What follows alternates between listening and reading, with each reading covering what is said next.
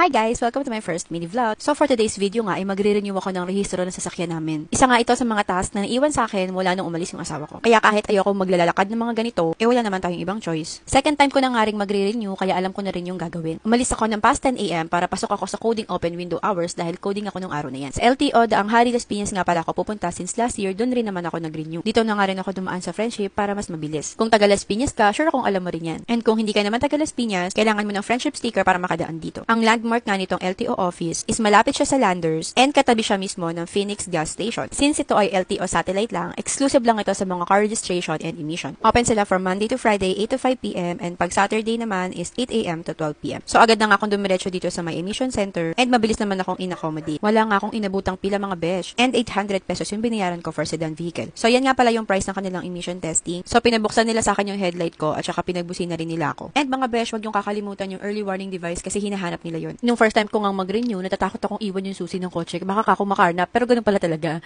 May binigay na maliit na papel sa akin and then sa cashier niya ako nagbayad ng 800 pesos. So, diba? Walang katao-tao. Ang gusto ko pa dyan is air condition. So hindi ka maiinitan habang naghihintay. So guys, since ito ay satellite office lang, hindi sila nag-a-accept ng cash sa renewal payment mismo. Nagbayad lang ako ng cash sa emission testing and CPTL. Then dun sa renewal payment is GCash na. Kaya bago kayo pumunta, better na may laman yung GCash nyo. And para dun sa mga walang GCash, mayroon dito nagka-cash in sa office nila. Pero syempre may additional charge yun. Hindi rin nagtagal, tinawag na ako para kunin na yung result ng emission testing and para i-park na rin yung sasakyan. Pag akyat ko nga agad ay ipinila ko na yung papel ko para kumuha ng CPTL insurance. After kong magbayad ng 1,000 ay pinakuha na ako ng queuing number for renewal process. Ang process nga pala dito sa satellite ay online renewal. So kung wala pang online account yung sasakyan nyo is gagawan kayo dito mismo. I-take down note nyo lang yung password. Para sa next process nyo is mag-login na lang kayo gaya ng pinagawa sa akin. At hindi nga ako umabot ng 1 oras sa pagproseso. Before lunch natapos na ako agad. So ayun lang guys, until next mini vlog.